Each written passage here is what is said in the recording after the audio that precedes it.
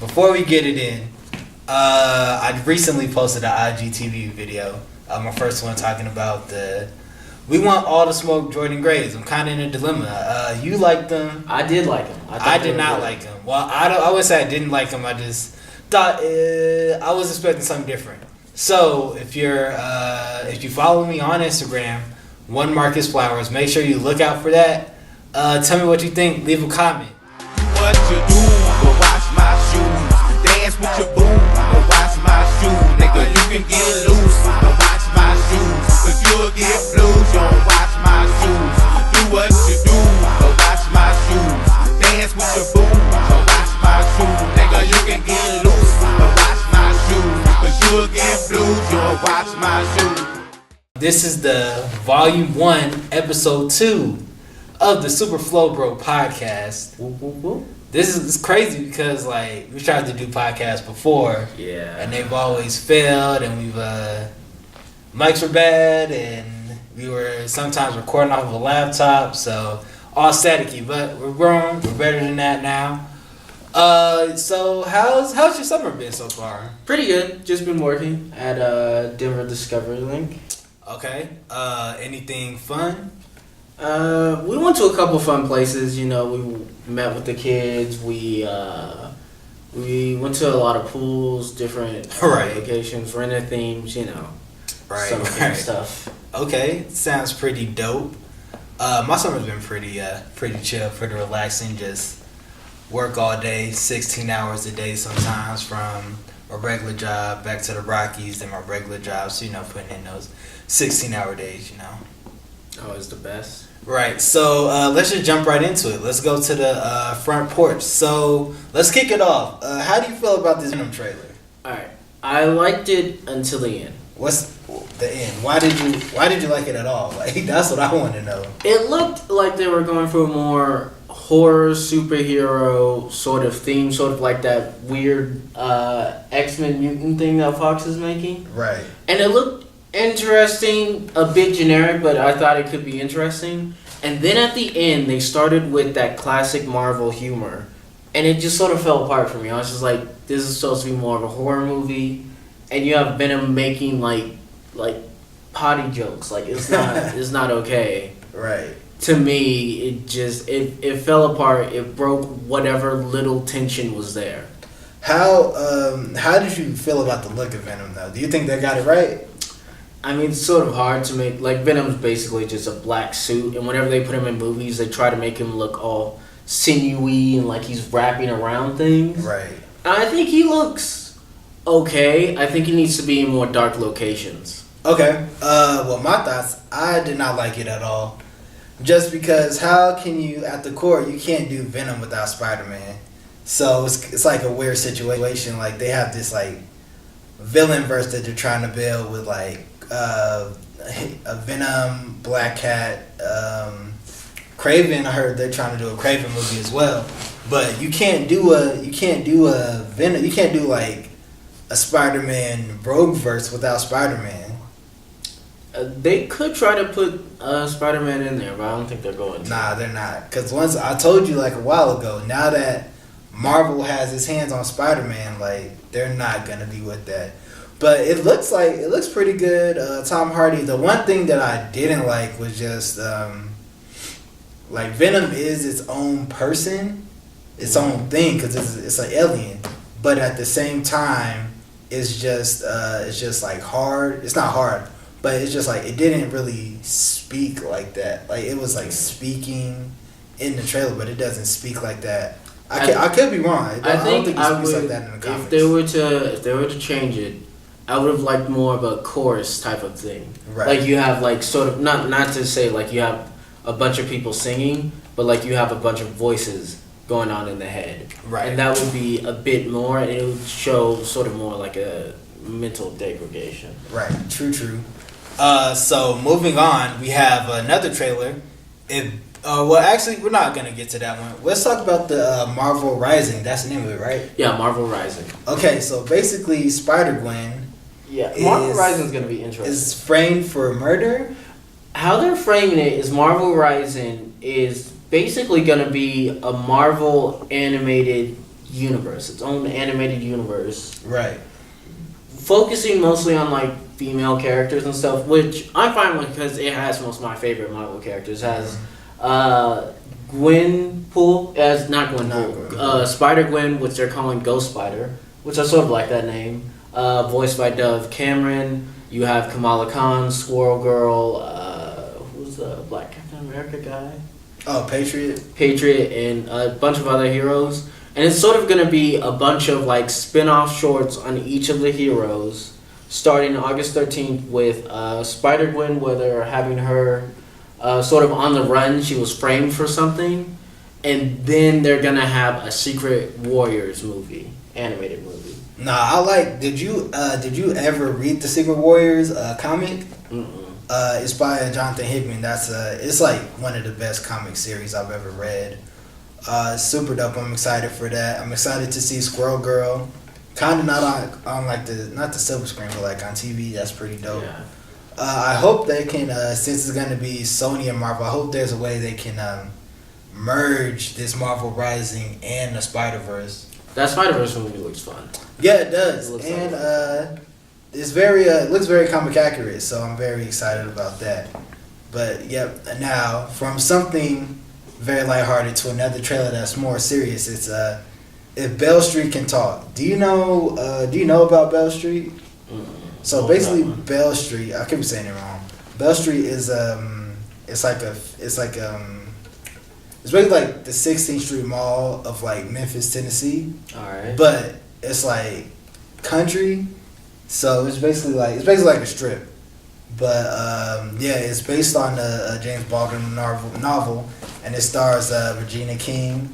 It has Paperboy from ATL in it. It looks pretty good. I'm excited for that. That should be cool. All right. Yes, Jam. Last thing on the front porch before we head into the living room. Let's talk about Jam Vendetta. It's finally getting a sequel, possibly. Possibly. They've been talking about it on Twitter, Right. throwing out a couple things. How do you feel about it? Did you play the first one? I didn't play the first one, but just from the concept alone, I'm very excited, especially in a more modern time, You know what they need to do? They need to have like different eras of Kanye. So they have like the Polo Kanye, then they have like the 808s and Heartbreaks Kanye, then they have like the Watch the Throne Kanye, then they have this new not crazy, but the MAGA Kanye. What are your like top 5 rappers to be in it? Top 5. Thinking about Def Jam's roster, it really wouldn't excite me. I'd be more excited with like a 300 game with like Young Thug and Migos and Fetty Wap and all them. But for Def Jam, probably Jeezy off top, Dave East, I guess Pusha T, I guess Big Sean. I don't think he'd be good. And my last one would probably be 2 Chainz. I like to see 2 Chainz on there. Alright, that sounds cool. I mean, if we add in anybody in there, like if we add in anybody not just like Def Jam, I want to see Cardi in there. I think that'd be fun. Cardi B would be fun to watch in there. I want to see Drake in there. I want to see Drake in his feelings trying to fight. Which they could also do the eras of Drake as well. That'd be fun. I'd like to see him. I'd like to see my middle school Drake beat up. What is your middle school Drake? I came out when he was coming out back when first Taylor Swift and Drake were first coming out. So that's like best I ever had. Yeah, best I ever had. That era of Drake, that'd be fun to watch. And probably maybe some other artists. I just kind of want to see Kanye West like pile drive Taylor Swift. She might not be a rapper, but I think all right. We don't advocate violence on this podcast. Hey, it's a video game. Nah, we do not advocate violence over here at the Super Flow Bro podcast, because that's just we don't tolerate domestic violence. Let's just make that very clear. All right, next one. All right. So speaking of violence, we're in the living room now. Have you heard about these 3D printed guns? Yeah. So, did you know the blueprints already leaked online? Probably. So basically, it's wild. So a federal judge in New York was like, "Yo, this is ridiculous. We need to stop. Like, this is crazy." And like the NRA was like, "Nah, we need to do it." By the way, the NRA is broke. I don't know if you saw that. They don't have any money, so if you follow NRA, you're following broke people. But that's another thing. But basically, so 3D printed guns, like if you have a 3D printer, which costs about $3,000 to $6,000, just depends. You get the blueprint of the 3D gun. You print the gun. It's basically undetectable, untraceable. So you can bring it into like stadiums and concerts and other areas like that, which is just wild to just think about. Yeah. And that's sort of the problem with like a lot of people on the internet want this like complete open share everything world, but like things like that can get out. Even with like some people would say, well, it only has one shot. Like it only takes one shot. Yeah, and the guy who created it, he said the reason why he was inspired by the rebels who went against Hitler. And so it's just like, it's super weird. Like, why would you, like, you know what type of country the United States is. Like, why would you want to bring undetectable, untraceable guns into the world? Like, that's like unleashing a whole new monster. Like, people will no longer be able to feel safe. Well, they already don't feel safe for like movies and stuff like that. Yeah. But now there's like an extra heightened fear because 3D guns can just get in anywhere. And we saw like it happened here when that FBI agent did that backflip and his gun popped off and he got off. He's able to still carry his gun, which is wild. So if a person like that is able to bring his like gun in, what about the normal person who doesn't, who's not an FBI agent, who just has his 3D gun on him? Yeah. It's a mess and it's a hard subject. All right, more about the craziness in America. So did you hear about what Senator Marco Rubio did? I mean, he on his way out. He don't care. Nah, but he's wild. So basically, he's advocating for a parental leave plan. We live in a time, I don't need to tell the people gathered here today who cover it, where America is deeply divided and fighting over just about any issue you can imagine. I do believe there is at least one issue in which we all agree, even though we may not agree on the best way to do it, we agree on it, and that is that we need to do everything we can to help our children. I don't think that's an issue that has a left or a right. I don't think that's an issue that has a conservative or a liberal side to it, or a Republican or a Democratic one. All Americans want their children to be better off than themselves. All Americans want their children to have a better future. And so let me bring up this article so I can read it correctly. Rubio, along with Representative Ann Wagner of a Republican in Missouri, plans to introduce the Economic Security for New Parents Act in the Senate to help parents get 2 months of paid leave. Now, 2 months of paid leave for like parental, that should be like normal in jobs. But so the catch is the offsets by the funds from their future Social Security benefits. So I don't know how you feel about that. So basically, Social Security is basically gone. We're not gonna see it. So that's just like paying into something we're never gonna get. Yeah. Like we're paid. Basically, it's like super weird. I was looking at one of my checks, and it just like hit me like, yo, I'm never gonna see the money I put into Social Security. And so since I was like 16. I've been putting like money in. I actually recently started checking like how much I put in every year, and it's like, wow, this is like building up, but like I'm never gonna see it. Yeah. So they want to use it for other things that have nothing to do with you. And it's just like, and it's crazy because they're taking from Social Security that they're not gonna have. Yeah. So they're basically taking from an imaginary fund, and it's just going to be added federal debt because. It's like random. The United States, we're on path to have $1 trillion worth of federal debt in the first half of the fiscal year of 2019. So basically, the government, Trump is running the government just as he's been running his businesses, and so like that's cool for a business. Like I don't care, but that's crazy for like a nation. And I think part of the problem is a lot of people, and I was talking about this with one of my old coworkers. I was like, this debt is crazy. We got to do something about it. He's like, it doesn't matter. I'm like, what happens when China starts asking for that money? He's going to be like, we're just going to fight them. Like, yeah, all it's going to take is another tariff to piss China off and be like, pay up. We're We're not playing with They're you. gonna say pay up, and then I think part of the country is just thinking, oh, then we'll just go to war with China. I'm just like, you're not gonna win that war, especially when you're running in debt already. And it's crazy because we're spending $250 million per day for the war on terrorism. Yeah. Per day. That's a ridiculous amount. And we spend so much money on things that we don't need as much. Yeah. All right. And so finally, you heard about the protests at the ICE detention center in Colorado? There's protests all around us. There's a protest every day, man. Yeah. But did you hear about this one? So basically, the ICE headquarters, I forgot, it's like either, I could be mistaken, it's out of Pueblo or somewhere. But like about 40 protesters shut down the entrance for about 4 hours. And they brought police and military gear to try to arrest them and stop, which is, I agree. I think ICE should be abolished, founded. That's not how our country was built. Like, we're built on the backs of immigrants. I would prefer a more open border policy. I'd rather have us just like have an open border. You come in, you work, and then you can go back.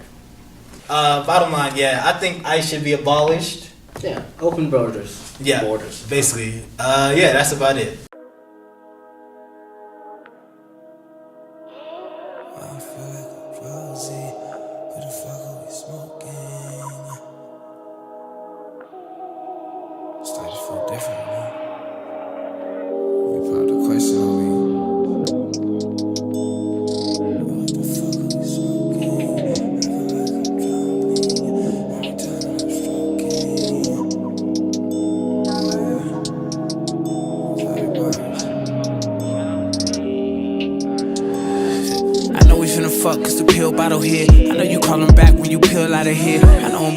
Loose thoughts in the wrist. I know you probably had a few shots for the kid. I know the raindrops falling on the bins. I know your pole work cold in a bitch. I know your cold work moan when I'm in. Something weird in the zone I ain't been. Why the fuck am I drowsy? What the fuck are we smoking? I feel like I'm drowning every time that I'm choking. You gotta stop with them questions. What are we doing? Are we invested? What are we doing? We being reckless. Trayce, I just got a question. I would in the Astro, I blew your high. I know you had high hopes, but I'm not that guy. Zoned out and I might just slide. Where you at? What you want? What you do last night? Remember fucking in the pool that night? Zanny had you in the mood that night. Really tried to make a move that night. You looked at me and asked the question that would prove you right. Where we at and what is this and where you be at night? So baby, I got all of these questions for you. Like, tell me where you at, cause you should roll through. So baby, I got all of these questions for you. But you know I do all the things I know you want to do. Hit me on my hotline, call me up, baby, for a good time. Only hitting threes, robbery, eating all of these rings like a gold mine. Stop all the smoke you were blowing, loving me with no emotion. When we in all this commotion, you give it to me like a potion. Not just a verse that you write about, not just a chick that will write around. I cannot live in the background, either you want it or pipe down. I am a fire, can't die down. You let these questions just die down. You let these questions die down.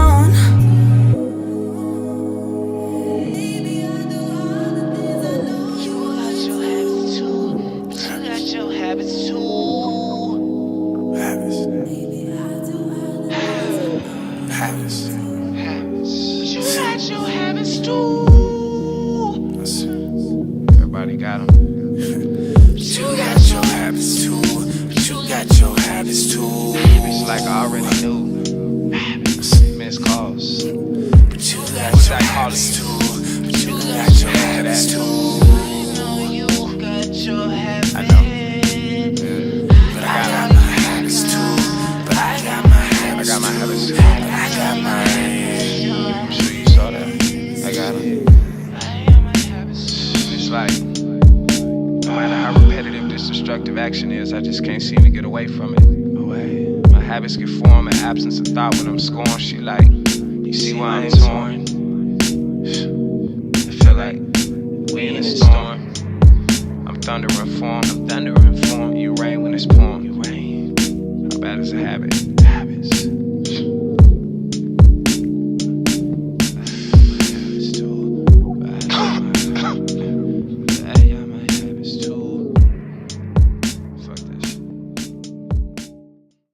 So now let's move to the kitchen.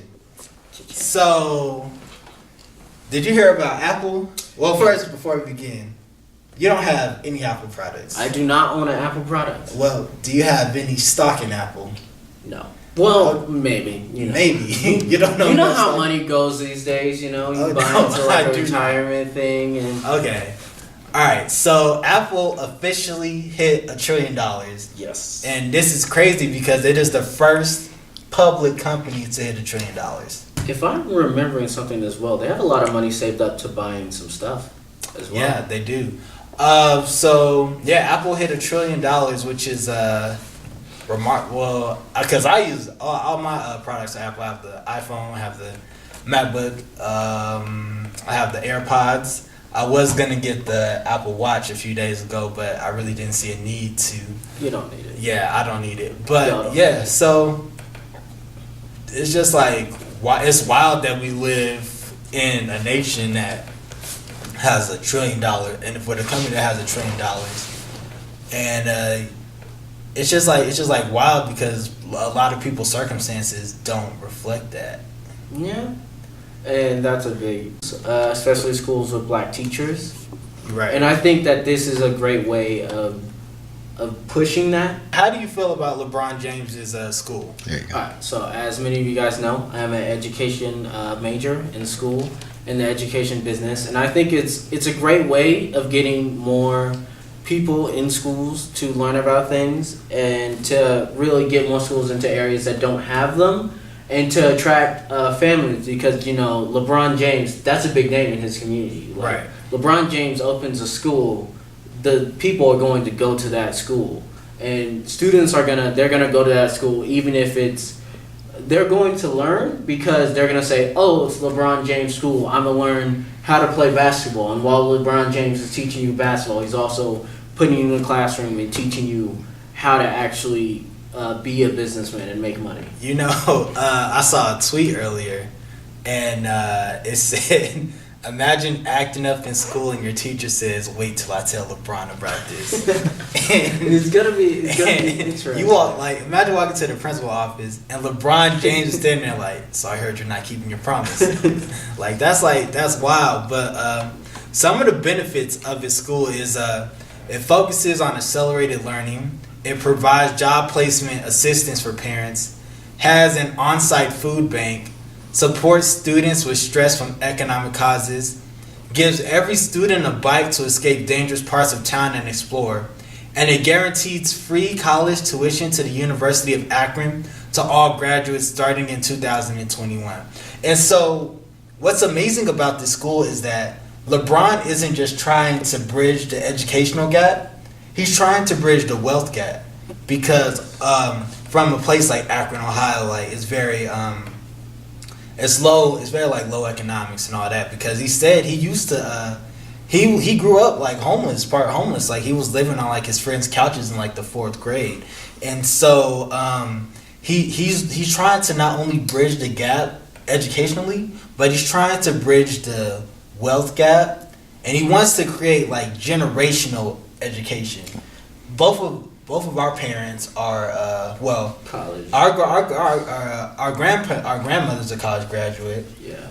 Our parents are college graduates. We're college graduates, and so we're trying to we've always had that safety net. Yeah. Of knowing that college is there, but it's a little bit different for us because we have the added debt that our older generations didn't have. But what LeBron James is saying is he's trying to not only help kids grow, but he's trying to help them grow and also succeed in life, which is something that all public schools need to do. And this is a great thing, but at the same time, the United States should not have to depend on a celebrity to help the poor circumstances of public education. Public education has always been, we've learned about this in school, it's always been basically a mess. Yeah. And it's always been mostly based on money. And that's not just a problem for underrated kids aren't gonna get their education. It's a problem because we deal with, you look at Trump, and a lot of people say he went to all these schools, how does he still misspell words? How does he still talk and act like he has a third grade education? And part of the problem is when you don't have a focused and specific education, when we do say, oh, you can pick any school you want to send your kid to, a lot of richer kids, they go to these like bigger schools, these more expensive schools, and their education should be good, but because of how the school is teaching, it doesn't teach them a lot of stuff. And that's when we get this sort of disconnect between our different communities. And I think that's the most important part of his school, is its focus on the community. And that's what education should be about. Is it's not just you send your kid to school and he's gone for like 9 hours. No, it should be about the community. It takes a village. Yeah. Right. So let's go to the dining room. Have you caught any of the Evo tournaments? I've seen a couple matches. All right. So this is my first year watching Evo, and I was watching the Dragon Ball Z Fighter tournament last night. And I was completely finished when the commentator said Trunks beat it was Trunks beat Krillin, Mountain Climber, God's Plan, and that took me out of it. I said, all right, this is too much for me. But can you? Because I'm fairly new to esports and fighting games, so can you explain the Evo tournament? Evo tournament, for those of you guys who don't know anything about esports, Evo is, I believe it's an open division fighting game tournament. So it's the best fighting game players in the world on some of the best fighting games ever. I think this year they have Melee, they have Street Fighter 5, they have Injustice, they have Dragon Ball Z. Soul Calibur's in here this year. It's a big event, and it's the biggest fighting event in the world. And fighting games are a bit more niche as a gaming in general, and the fighting esports community is extremely niche, which is why you get weird comments and stuff like that.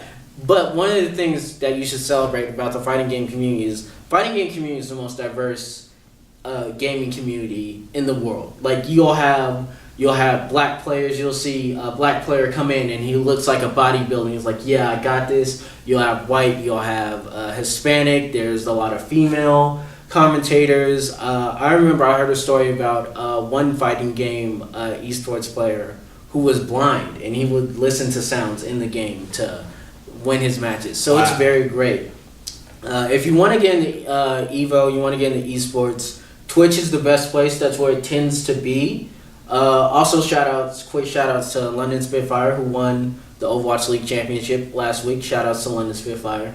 But when it comes to esports, what you need to focus on, the best thing is to find a game. Just start with one game that you want to follow and learn about, and you can watch them, and you can follow the players. It's very interesting. They're very fun. They're very open. A lot of pro players have streams where you can watch them, and they'll tell you like how to be better or how to do anything, and there's commentators breaking down like how different teams did things. But esports it's a lot of fun. It's getting very big now. A lot of money in esports nowadays. A lot of players, a lot of fun. So yeah, I definitely look into it if you're interested in it. Okay, now moving on to a different type of sport. Have you been following the NFL? I know you're not a big football fan, but have you been following what's been happening with the NFL and more specifically Colin Kaepernick? Yes, I did follow that. Okay, so what do you know about the Colin Kaepernick situation? I remember that Colin Kaepernick, he kneeled because of police brutality in the black community. Right. And a lot of people are upset by it. They said that this wasn't the time, that he shouldn't be doing that. He got kicked out of the league, and they made rules about things. And I didn't. One of the Dallas, or it was like Dallas, or one of the teams said that now even their players can't even like wait in the locker room and protest. Yeah. So basically, a few weeks ago, the owners of the league, they had their like annual meeting where they talk about different rules and what needs to change with the game. And so what happened was they voted on the kneeling rule, and they said you have to, when you're on the field, you basically have to respect the flag or just stay in the locker room. And Jerry Jones, the owner of the Dallas Cowboys, said, none of my players are going to be staying in the locker room. They're all going to respect the flag. And so it's crazy because Jerry Jones voted for that rule, but he turns around and says, "Nah, y'all got to do what I say," basically, which is like crazy because like it breaks the First Amendment. And I know some people are like, well, you have to do what your employer says, but at the same time, they're also individuals. And so it's I don't want to call it a slippery slope because the First Amendment shouldn't be slippery at all. It's if you have an opinion, you should voice it. And so the craziest thing about this Colin Kaepernick situation to me is what exactly has he done wrong? Like that's what I've been trying to like figure out and do. I've been like doing research on this for like months. Like I haven't seen anywhere where he's done something wrong. Like he hasn't disrespected anybody. He hasn't called anybody out. He's just been, even after he was out of the league. Well, first of all, his like the contract that the 49ers gave him was just like disrespectful. So of course you would opt out of that. But you would think with the poor quarterback, because the quarterbacks last season were just like half of the quarterbacks were just like terrible. And it's just like Geno Smith, who's a horrible quarterback, started a game for the New York Giants. And it's like you would choose Geno Smith over a quarterback who brought his team to the Super Bowl. Like it's not only disrespectful to Kaepernick, but it's just like a slap in the face to like his talent and what he's worked his life for. And I feel like he'll never go back into the NFL. Probably. Just because what he's accomplishing now is so much bigger than what he's done on the field. And so he's brought further light to like, all this injustices that's happening in America. But at the same time, it's like there's like crazy pushback because people don't like being uncomfortable. And at the end of the day, people do not like feeling unsafe and feeling like there's change coming. And recently, there's an economic, I can't remember his name, but he was on CNN and he said the reason why people want the southern border is to feel safe because the United States is changing demographically. Yeah. And so basically that's just like, that's the racism wall. Like they don't care if the wall works. They just want to feel safe. And the NFL is all about making people feel safe. And they do some shady stuff. The NFL has done some shady stuff. Oh, no. So, back to this Colin Kaepernick situation. So, on the song Big Bank, Big Sean says something along the lines of, "No cap, I'm Colin Kaepernick." Which means, no, basically, I'm about this life. And so, EA Sports, which creates Madden, they cut that line out. Let me talk about EA. Right. First of all, EA is awful. We all know this. EA is an awful company. But one of the things, you guys might remember this. Do you remember 2K 2005, their NFL game? 2K 2000. It was like Madden 05. It was like Madden. It was in 2005, 2006. 2K came out with NFL sports game. Right. It was one of the best sports games ever made. It was one of the best NFL games ever made. And people loved it. And it didn't sell as well because of Madden and EA. And then the next year, they came out with it again. But they made it cheaper and put it out 3 weeks before EA's NFL game. And EA was so mad that I think one game developer said that you could feel a hush fall over the entire industry. And overnight, the NFL shut down all games working on football games using the NFL franchises. Right. They shut down that one except for EA. Which, when you talk about why they did this, that's why. Because EA has a monopoly over all NFL games. You can't. Yeah, they're the only company that creates NFL games.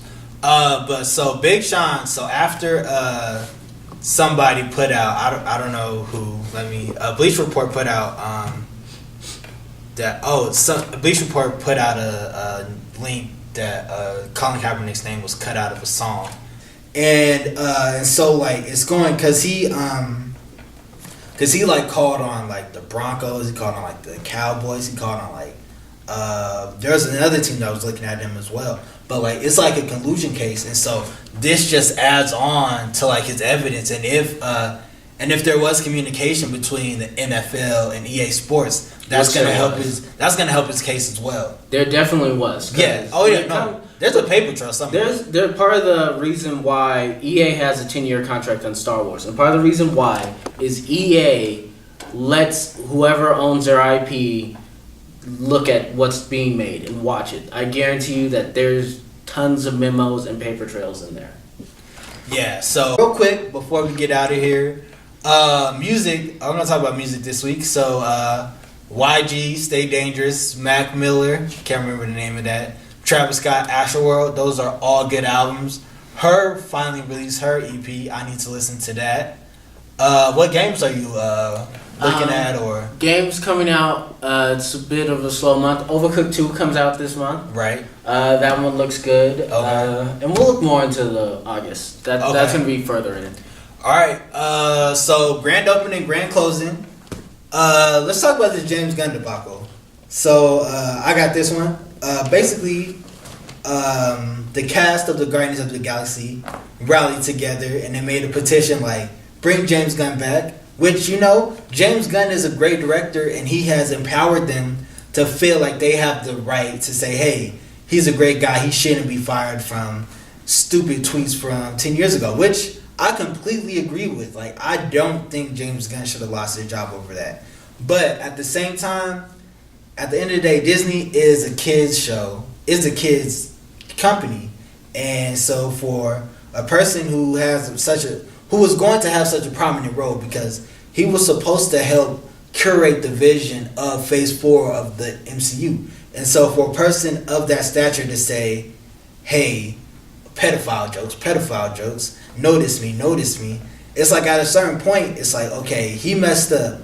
But when it comes down to the bag, like you should have just spent the $8 and deleted all your tweets. I said this last week. He should have just deleted all his tweets. I feel for the cast trying to bring him back. I think that Guardians will hurt from James Gunn. It's definitely gonna hurt. It's not gonna removal just because the cast won't like the new director. They won't like the new director, and I don't think he's gonna be able to do what he did. Well, I think he will be because the MCU is a machine, so they'll be able to bounce back. Nothing slows down for them. Nothing slows down for them, but Guardians had sort of a theme and vision that I feel like it's gonna be hard to recapture. Like you're not gonna be able to cold-heartedly remake a director's talent and style. Nah, I feel like it'll be fine. But yeah, that was it of Volume 1, Episode 2 of the Super Flow Bro podcast. Once again, I'm Marcus Flowers, Marcus Flowers on all social media platforms.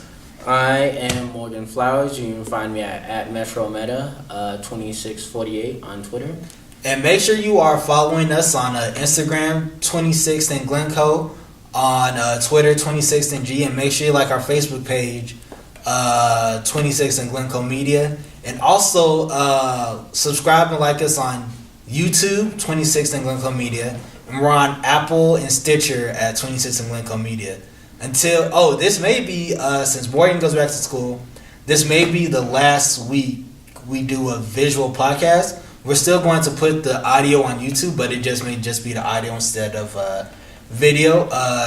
Do you have anything you need to plug before we get out of here? Nah, just working on some things. Okay. Next week will be the first volume 1, episode 1 of the Fantastic Flow podcast, which will be just a recap of the new Fantastic Four comic, which is dropping this Wednesday. All right, until next time, peace. See ya.